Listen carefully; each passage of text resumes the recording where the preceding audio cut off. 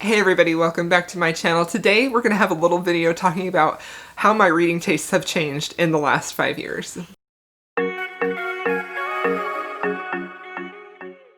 So I have kind of been interested to see just how much my reading tastes and styles and even speed has changed in the last 5 years. I've always been a reader, probably like most of you have always loved reading. It's been my #1 favorite hobby, my favorite way to relax and escape. It's my favorite thing to do.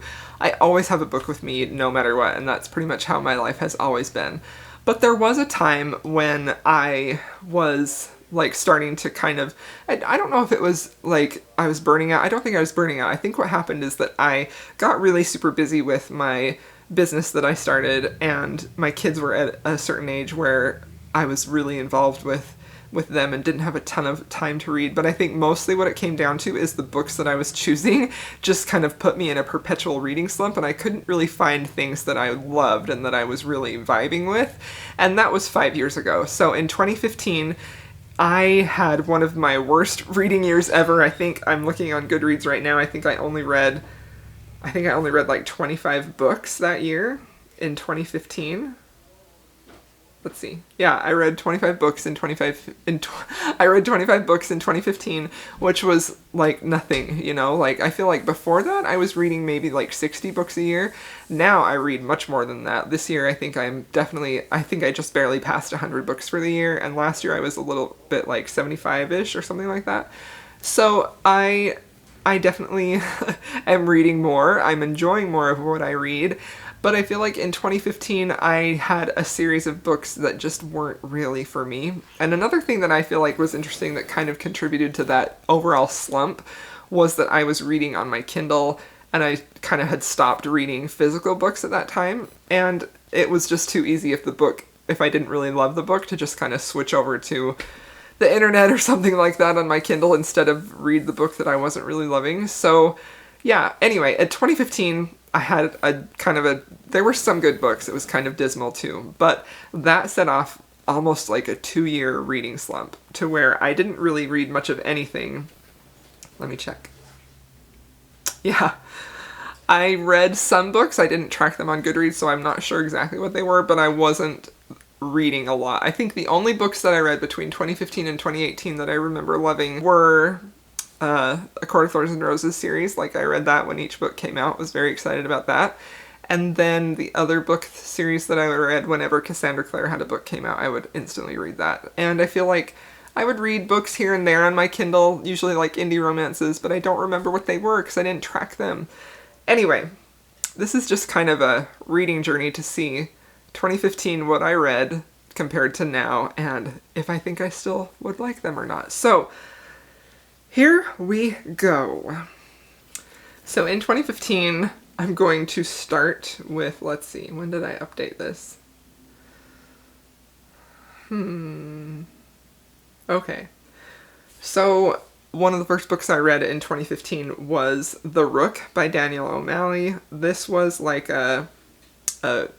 I don't know if it was sci-fi or fantasy, as this was adult, but I remember really liking this and feeling like I gave this 5 stars, so I must have really enjoyed it. This was a really cool concept for a fantasy science fiction book, even though right now I couldn't tell you what the book was about at all, but apparently I liked it because I gave it 5 stars.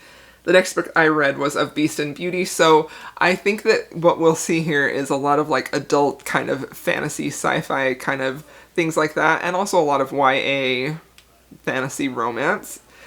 Of Beast and Beauty, I love Beauty and the Beast retellings. I remember liking this. I gave this a 3 star. I feel like I remember reading this and feeling like I wanted more, which I feel like is definitely a theme at this point. Like I was reading a lot of YA books, and specifically like YA romance, and I remember always feeling like, but I want more, you know?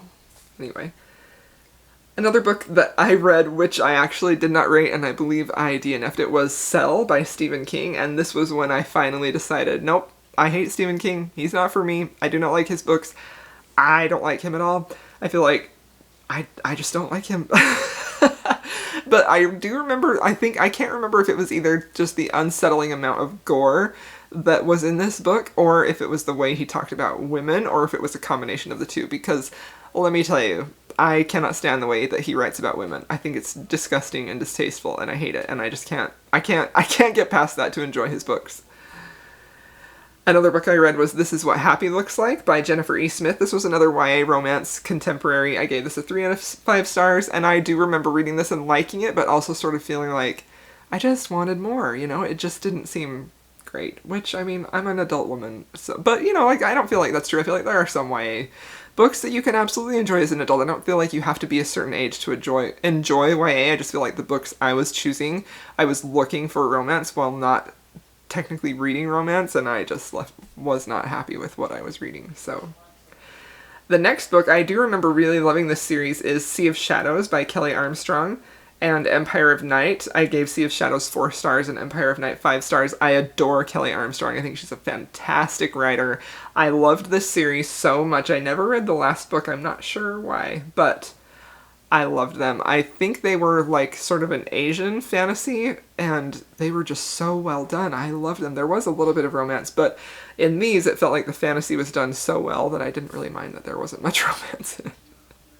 Oh boy, the next book is My Life with the Walter Boys. I did not like this book at all. I gave this 1 star. I think this was actually the Wattpad book that was then published, and I don't remember exactly what I didn't like about this other than it was a girl growing up with these boys and they all liked her, and I just was like, this was just bad. I didn't like it.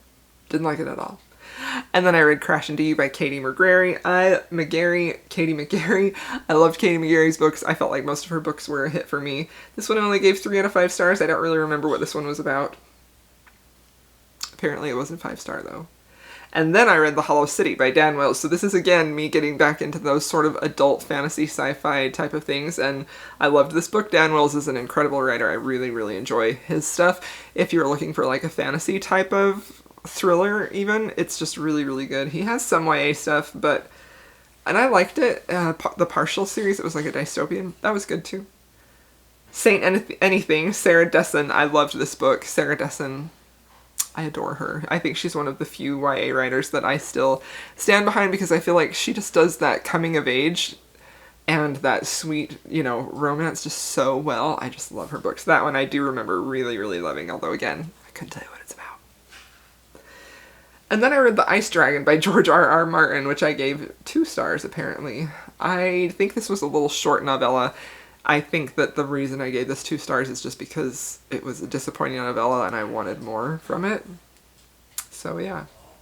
Oh boy, and then I read Uninvited and Unleashed by Sophie Jordan. Now, the interesting thing here is that Sophie Jordan is also a historical romance author, and I actually have some of her books that I'm really curious to read and try, because I would love to see how she writes adult romances compared to her YA books. And so Uninvited, I believe, was the first one, and I liked that a lot. I thought it was really, really good and a really cool concept, although again, I can't tell you much of what it's about. I don't know. It was a YA, I think it was like a dystopian type of romance, which was probably popular at that time, maybe dying out, starting to. And I remember now. So Uninvited, she had one love interest, and I loved that couple, gave it 4 out of 5 stars, and then in the next book, Unleashed, she switched and had a different love interest, and I was like, what? And apparently I was so upset about that, I gave it a 1 star. And then I read the Bloodline series by Rachelle Mead. So the Ruby Circle I read, and I gave it 5 out of 5 stars. I still love this series. I haven't read it since then, but oh my gosh, did I ever love that. So this was a spin-off of her Vampire Academy series, and I actually feel like this series was a little bit better than Vampire Academy. This follows Adrian and the girl. What is her name? I'm gonna look. Sydney the Alchemist and Adrian the Vampire, and it follows them, and it was very good. I loved that series. Kind of want to reread it now that I'm looking at it. Eleanor and Park by Rainbow Rowell. I read that and loved it. It was a little heartbreaking and sad, but I just remember loving it. 5 out of 5 stars. I'm interested to know. At the time when I read that, it seems like everyone was loving it, and now I feel like it's maybe gotten mixed reviews. I haven't read it since then. I do remember loving it. And then we have some more of the Bloodline series. The Fiery Heart, gave that 5 out of 5 stars, no surprise there. Silver Shadows, 5 out of 5 stars, no surprise there. And then City of Heavenly Fire. Ooh, I think this must have been a reread. 5 out of 5 stars. Oh my gosh, I still love that book, y'all. Like, I don't care what anybody says, that series, I just freaking love it still. So good. And then I read Fangirl, which I gave a 4 out of 5 stars. I really liked that too. That was a good one. Aha! And then we get onto Every Last Breath by Jennifer L. Armentrout. I think this... I don't remember what book in the series this was. It was number 3. So this was number 3 in her Dark Element series, which is honestly one of my favorite series by her. This is about gargoyles and demons, and it was super good. We have a girl who is half demon, and then she like falls in love with a demon. So good. Very, very good. And then we have The Statistical Probability of Love at First Sight by Jennifer E. Smith. I gave this 2 out of 5 stars. Again, I just felt like I was trying for that contemporary romance and just, it was a miss for me. Wasn't satisfied. Okay, my battery died. I'm sorry if I'm in a different spot. And then we have Midnight in Austenland, which I remember really liking. This was another like a contemporary romance type of thing, but it was very like almost like a women's fiction. Like the romance was pretty light. I did like this a lot. I gave this a 4 out of 5 stars. It was really good. Then we have Sweet Peril by Wendy Higgins. This was a YA, like a paranormal romance almost. Like I liked the first book in this series, but this book was I think like number 3 or number 2, and I just did not like it at all. I felt like it was 2 out of 5 stars. And then I read Jurassic Park because I think 2015 was that the year that they started doing the Jurassic World movies, and me and my son wanted to go see that, and I think that he and I read that together, or maybe I just read it. Anyway, I love Jurassic Park, 4 out of 5 stars. So freaking good. And then the last book I read that I tracked in that year was Blue Lily, Lily Blue, the 3rd book in the Raven cycle, and I adored this book so much. I think that is probably my favorite book in that series. It's just so freaking good. So, yeah, this was interesting, a little trip down memory lane to see what I was reading. So I think that this was interesting mostly just because I think it's interesting to see what I was reading and sort of what led me to a reading slump. I'd really like to do a video of the books that got me out of that slump, like in 2018. That was when I really got back into reading, and that's when I started my Bookstagram, and that's when I fell in love with reading again. I did read some things in between there, but it wasn't anything like that I was really memorable, you know, and I wasn't really tracking it. I was trying to find something that would spark that love in me to read again. So yeah, that was interesting to see. I think that partly what it was is also like this was before Bookstagram, and I kind of feel like I wasn't sure of where to go to get good recommendations, you know? So I was just kind of going off of authors I had heard a lot of, so they were really popular authors, or maybe something that was recommended to me, but it wasn't anything really drilled down to my taste. And I feel like where I'm at right now, I am so much better at finding books that I know I will like, and part of that is because of this huge book community. You know, we have BookTube and we have Bookstagram, and it's a lot easier to find something that you think you're gonna like, and yeah, so that's interesting. But I feel like it's interesting that I still feel that draw towards like those dark fantasy type of books. Like I really, really like that.